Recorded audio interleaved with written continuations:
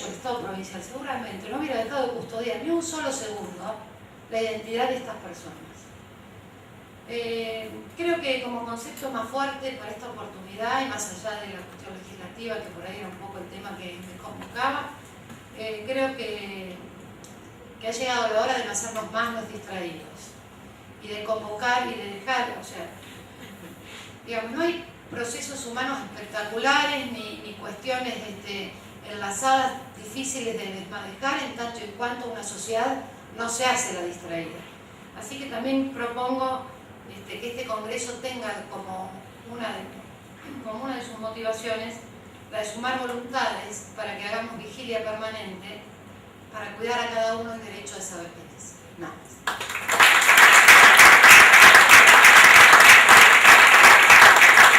Yo vengo representando a una cátedra abierta de la parte de extensión universitaria de la Facultad de Filosofía y Letras de la Universidad de Buenos Aires. Es la cátedra de estudios americanistas. Nosotros en general no tenemos trabajo académico en la facultad, sino que nuestra tarea es acompañar a todas las organizaciones y movimientos sociales que luchan, que trabajan por sus derechos.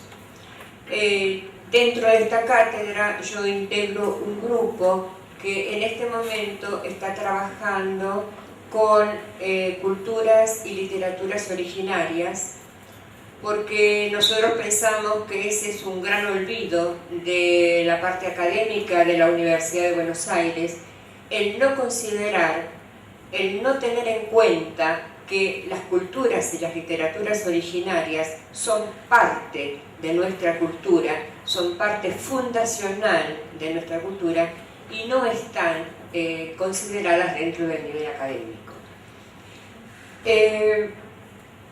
Cuando empezamos a trabajar este tema, nos planteamos muchos otros problemas relacionados y surgió entonces en el grupo en el que yo estoy el problema también de la identidad. Cuando nosotros nos planteamos este problema de la identidad, no lo planteamos en general como hoy se estuvo planteando acá, que es la identidad biológica y a nivel individual y personal, que merece todo nuestro respeto. Nosotros la planteamos o nos interpelamos a la sociedad. ¿Qué es la identidad de un pueblo? ¿Qué pasó con la identidad de los pueblos originarios? Nosotros usamos la palabra originarios porque nos parece que la palabra indio, aborigen o natural están cargadas de tienen tanta carga agresiva que entonces optamos por esta otra nueva, que es originario, como un signo de respeto, cuando en realidad creo que nuestros hermanos indios son los verdaderos protagonistas de esto. Nosotros pensábamos que estos pueblos que están aquí en estos territorios desde hace tantos miles de años, cada uno de estos pueblos tenía su propia identidad, formada, incluida por sus cosmovisiones, su cultura, sus artes, su lengua, sus religiones, sus creencias.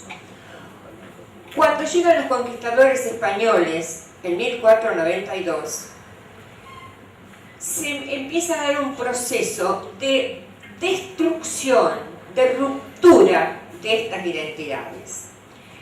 No fue una cosa casual. El motivo fundamental era justamente cortar, destruir la identidad como naciones, como culturas.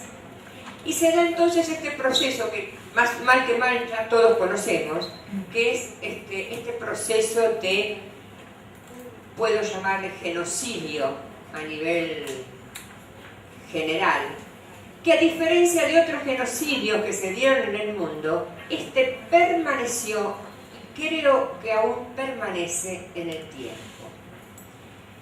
Este genocidio, que lleva implícita la ruptura y el quiebre de las identidades de los pueblos originarios, no termina cuando se dan los procesos de independencia y la formación de los distintos estados-nación, sino que por el contrario, en algunos casos, como en nuestro territorio, se intensifica. En nuestro territorio se dan dos hechos puntuales. Uno es la conquista del desierto, o sea, de la Patagonia, y el otro, la conquista del Chaco. Marcelo Balco, en su libro Pedagogía de la Desmemoria, dice que la conquista del desierto en realidad no comienza con Roca. Roca lo que hace es terminar lo que se vino realizando, se venía realizando desde mucho antes. Aquí hoy en uno de los paneles recordaron cómo los niños, los hijos de las indias, de las mujeres originarias, que eran trasladados a Buenos Aires, eran entregados a la sociedad de beneficencia para que ellos los distribuyeran en las casas de las buenas familias de Buenos Aires como sirvientes o como niños dedicados, como algunas mamás, a distintas tareas. Esto, el sacar a los pueblos, a las comunidades de su territorio, implicó justamente el mejor hecho, mejor entre comillas, para olvidar, para aniquilar la identidad como pueblo. Cuando a uno lo sacan de su lugar, así como a los niños que los sacan de su familia biológica para entregarlos a otra, cuando a una comunidad o a un pueblo también se lo saca de su territorio, implícitamente o de a poco, o porque hay un proyecto, se va olvidando la lengua, las costumbres, las cosmovisiones, empieza a haber un trabajo de parte de otras culturas para invisibilizar esto. La identidad, de alguna manera, se va quebrando. Por suerte, a pesar de esto se dio no solo en la campaña del desierto, sino también en la campaña del Chaco. En Chaco hubo dos masacres, la de Napalpí y la de Rincón Bomba, que también aniquilaron a comunidades completas. Y la acción estaba fundamentalmente dirigida a los niños. Los niños eran los separados de sus familias, los niños eran los que, si no los mataban, como pasó en la masacre de Rincón Bomba, que mataron a todos, al cacique Pablito con los hombres, con las mujeres y con los niños que los acompañaban, esta idea de separar a los niños llevaba implícito esto en la ruptura de la identidad.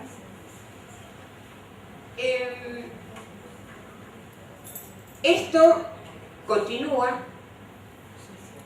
pero en el seno, en el centro de las familias sobrevivientes, podemos decir, porque a pesar de todos estos proyectos de destrucción de las culturas originarias, hubo una supervivencia, de alguna manera, una transmisión oral de las culturas, de los relatos, de la historia de cada una de las comunidades. Esto se mantiene, pero adquiere nuevas formas con posterioridad, ya muy avanzado el siglo XX, adquiere esta ruptura de la identidad, adquiere nuevas formas y se da especialmente en los niños. Y nosotros estuvimos viendo de qué manera en los niños se da esto. Yo había traído un PowerPoint con niños de distintas comunidades, charrúa, quechua, aymara, mapuche, para ir viendo cómo esta invisibilización, esta ruptura de identidad, se transmitió con el correr de los años en discriminación, rechazo, problemas para la escuela, ocultamiento de la identidad. Y todos estos hechos que se fueron dando por dos motivos. Un motivo es absolutamente loable, que es el motivo de la familia originaria, que en un intento de preservación de sus propios hijos ocultaba la identidad. El niño que se manifestaba guaraní iba a ser un niño absolutamente rechazado. Y si no, piensen en las comunidades originarias del conurbano. Y eso es lo que pasó. Eso por un lado. Entonces, ese ocultamiento de la identidad a veces se dio por una defensa de la propia identidad.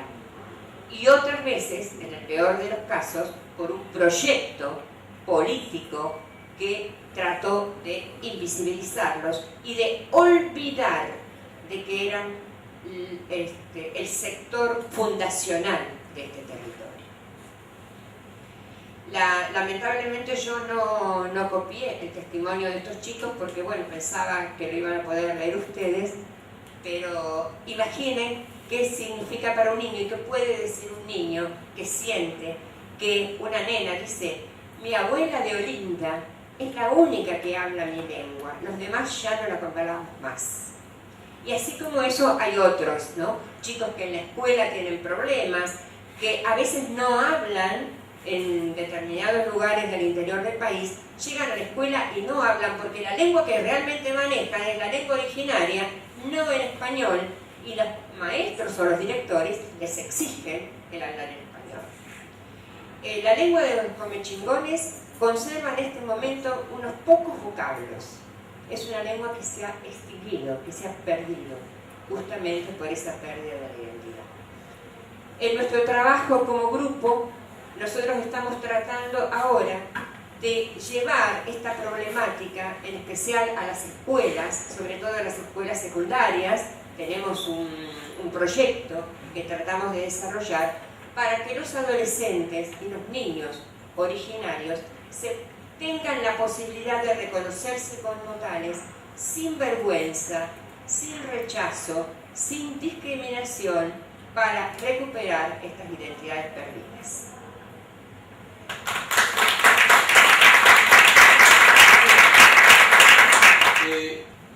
Le agradecemos a la Universidad de Buenos Aires por haber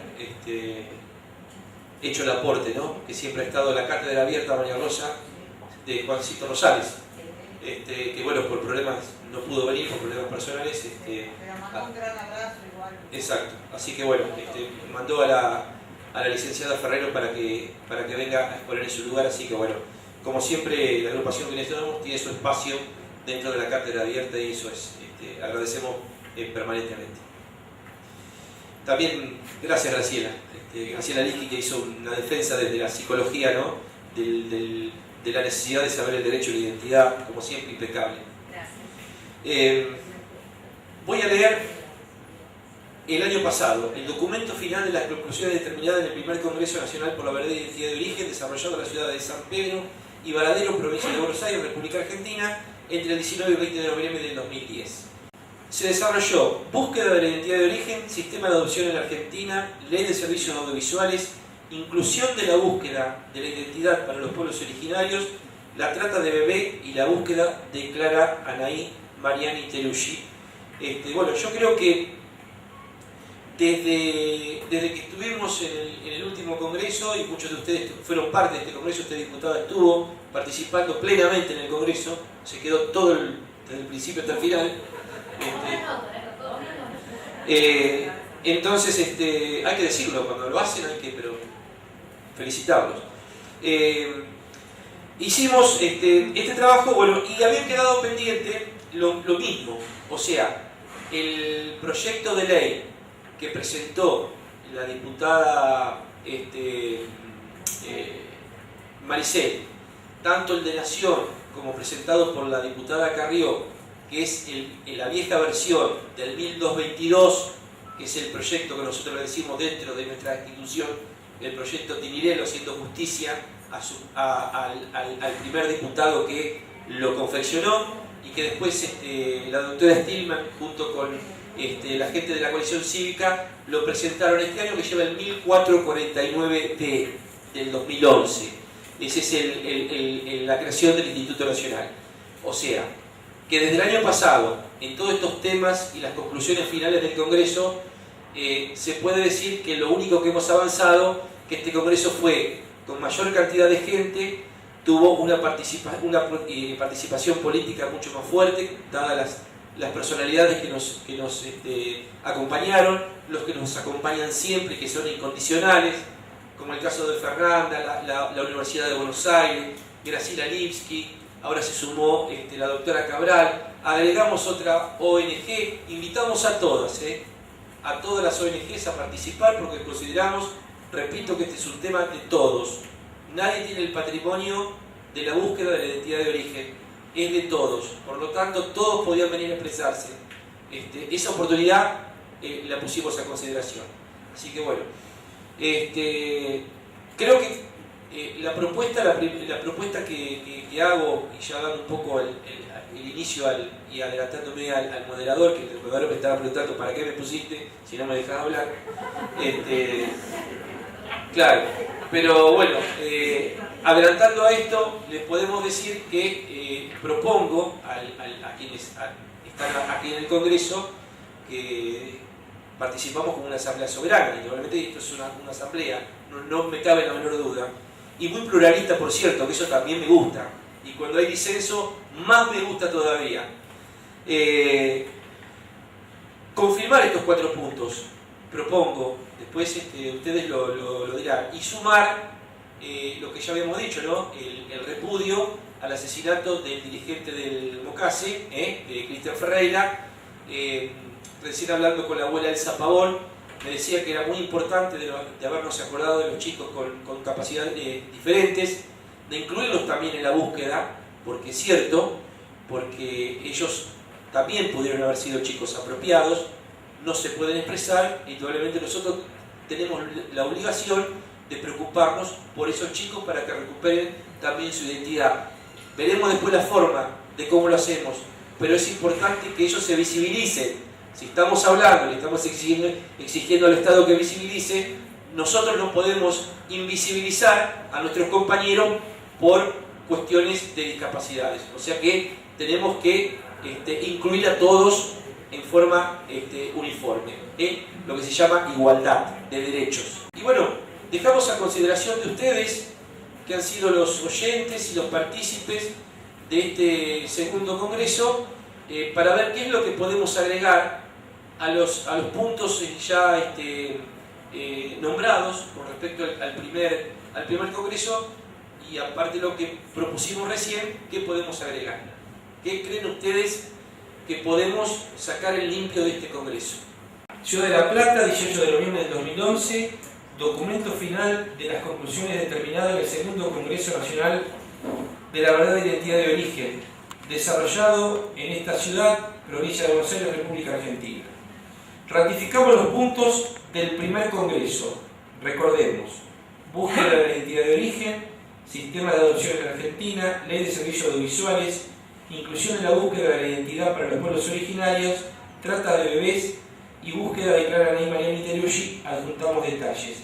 Todos estos ítems que yo nombré tienen su desarrollo, que habían sido realizados en el primer congreso, que esto lo vamos a adjuntar a las conclusiones de este segundo congreso, para que ustedes de alguna manera vayan refrescando el desarrollo de estas conclusiones del primer congreso. Ahora, las conclusiones que salieron de este congreso, del segundo congreso. El congreso repudia unánimemente el asesinato del dirigente del MOCASE, Cristian Ferreira, solicitando a los organismos competentes el esclarecimiento y posterior juicio y castigo a los autores materiales e intelectuales. Citar a los diputados presentes. Recordemos que esto había sido ratificado en forma unánime por los panelistas, que estaban todos los diputados en el panel, y por supuesto todos nosotros que estábamos acá. Se considere la búsqueda de la identidad biológica de las personas con discapacidades diferentes, o sea, incluyamos a todas las personas con esta problemática, que también puede estar buscando su verdadera identidad de origen. Se solicita la confección de un proyecto de ley que garantice la preservación del nombre de los niños de los pueblos originarios dentro del ámbito educativo, y que ello no constituya un impedimento a la hora de ingresar al sistema educativo. Un poco lo que habíamos propuesto, para mantener la verdadera identidad de origen de los hermanos. De acuerdo a la referencia que nos había hecho Clara de esta situación que había descrito con respecto a esto que se estaba dando, creo que fue un cambio de Patagones, ¿no, Clara, en esa comunidad? En la comunidad de Guapoí, Ajá. el pueblo de Guapoí de Misiones. Bueno, el otro punto. Promover la formación de mesas conformadas por distintas organizaciones de búsqueda de la verdadera identidad de origen. Un poco lo que solicitábamos, ¿no, Marcela? El tema de conformar algún tipo de federación, mesa permanente, un frente de movilización, que nos había dicho, que también había propuesto Daniel, ¿no? De eso de movilizarse, de ir a peticionar, pero en forma conjunta, mostrando una cohesión, una homogeneidad de criterios en puntos que los tendremos que poner en común los compañeros, como un proyecto para hacer en conjunto. Y por supuesto, si el día de mañana Nueva Identidad o la ONG considera que hay un proyecto de ley o de ordenanza o algún acto de petición, nosotros también tenemos que acompañar, porque eso va a servir también para todos nosotros, no se lo hace en nombre de una institución. Humanizar la búsqueda y posterior hallazgo de restos humanos de pueblos originarios, solicitando el consentimiento de estos pueblos cuando esa tarea se realice. Es así, ¿no? Es así el sentimiento y el pensamiento. Bien. Cualquier práctica de concepción artificial donde se mantenga anónima la identidad del ser concebido, se debe preservar los datos del material genético donado. Bueno, no fue lo que se dijo. ¿No? Se tiró la... Para el año que viene, por ahí se tiró la expectativa. Esto es la propuesta para un tercer congreso. No, para el tercer congreso, ¿la propuesta cuál es? Que para el próximo congreso tratemos este punto, no diciendo tienen que ser preservados o no, sino No, que como un tema, como un temario. Que se analice la identidad, Perfecto, no como una la conclusión. preservación de la identidad, los casos de fertilidad, de nuevas técnicas Perfecto, genéticas. perfecto. Promover una campaña de concientización, esto lo propuso la licenciada Graciano, que habló sobre el tema del papel, del rol de la madre biológica en la búsqueda, porque hay madres biológicas que buscan. O sea, nuestras madres, no vamos a decir, hay mucha gente que entra a las páginas web de todas las ONG para ver si encuentran algún tipo de compatibilidad fisonómica con alguna persona que alguna historia de vida le sea en común a esa que a ella le sucedió. Madres a quienes les han sustraído los hijos. Exacto. O sea, también incluirlas, ¿no?, dentro de una campaña para descriminalización de las madres biológicas. O sea, ese concepto que tiene la madre biológica, que muchas veces se la ponen en ese rol, no nos olvidemos, el caso emblemático de Rosario. Rosario, una combi venía de Añatuya, con 12 parturientas. Hospital Provincial de Rosario. Paran en Rosario, se internan, tienen los chicos, van, un estudio jurídico, más la complicidad de todos los médicos que participaron en la práctica del alumbramiento de los 12 chicos, esos chicos fueron apropiados en Rosario. La causa estaba caratulada como un delito federal, doctora, como tiene que ser: adulteración de documentación pública, sustitución de identidad. Terminó la causa en un juzgado común por estafa. Fueron presas las 12 mujeres. No fue preso ni el estudio jurídico, ni los profesionales actuantes, ni nada. O sea, y en esa, de alguna manera, la idea es que es criminalizar el acto de la madre que por ahí por una cuestión de vida, por decisión, tuvo que dar el Es hijo. una presunción de inocencia real. Claro. Entonces, de alguna manera, a veces la madre se pasan sus años con un rótulo en la frente, como que no tiene derecho a reclamar ese chico que por ahí se lo sustrajeron, se lo robaron, lo tuvo que dar, etcétera, etcétera. Entonces, nosotros siempre pensamos, también tenemos que pensar en esas madres que hoy están buscando esos hijos y los quieren recuperar o los quieren tener. Así que bueno, pero esto me lo dijo la licenciada Graciano, yo se lo explico a ustedes, que está dentro de las consideraciones, si ustedes creen que esto es un punto válido para ponerlo como una conclusión del Congreso. Pero ¿y cómo suena sacando el tema de que es criminalizada? Para ponerla más que nada como en su papel tal vez de víctima. Porque si usas ese término es como que ya es... Lo que pasa es que, ¿sabés qué pasa? Que normalmente, te explico cuál es. Normalmente, la otra vez explicando, la patología del apropiador es muy particular. Y tanto en la época de la dictadura, como el apropiador que lo apropió de un médico, de una partera o de un civil, que no pertenece estrictamente a un delito de lesa humanidad, tiene similitudes. Y el gran problema que se encuentra en la persona que busca la identidad, inmediatamente se ponen en funcionamiento unos mecanismos de autodefensa, en los cuales inmediatamente se demoniza a la familia biológica.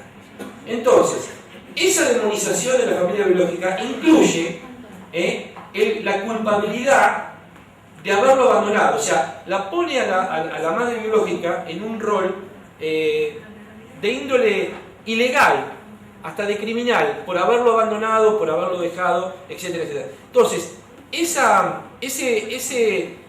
convencimiento sistemático de parte de la familia apropiadora, de alguna manera desalienta la búsqueda, porque vos te haces sentir una víctima, ¿cómo le estás pagando? Porque empiezan las preguntas, ¿me pagás con eso? Yo todo lo que te di, la educación, hoy tenés una posición, etcétera, etcétera. Entonces, se produce en la persona que busca un grado de culpabilidad. Yo quisiera que vos, y Marcela te lo puede ratificar, el compañero que llega a las ONG, llega con un grado de culpabilidad que no quiere saber nada de buscar, quiere que sea un silencio hermético y que nadie se entere nada, de miedo a que la familia apropiadora se enoje, entre comillas, porque ellos están buscando, donde en realidad uno le hace entender que ellos son las víctimas y nosotros los victimarios, es todo al revés. Entonces, lo que proponía la licenciada Graciano es de alguna manera sacarle un poco ese estigma que tiene la madre biológica, que por condiciones que serán evaluadas en un futuro o el día de mañana, que mantenga una conversación directa con su hijo biológico, si logran reencontrarse, el por qué llegó a donde llegó. Estigmatizar la entrega del bebé, si claro. dice que hubo entrega voluntaria o... Claro. Hasta aquí también estamos con las conclusiones. No sé si alguien más quiere agregar alguna conclusión, estamos abiertos. Me parece que igualmente podríamos hacer circular por mail las conclusiones a las que llegamos. Y si hay alguien que quiere corregir o... Total, esto la verdad es que es un congreso de gente amigable. Hemos logrado lo que planteamos al principio de poder conocernos, reconocernos y compartir, debatir en una tarde productiva, ¿no? Por lo menos así lo he sentido yo y espero que ustedes también.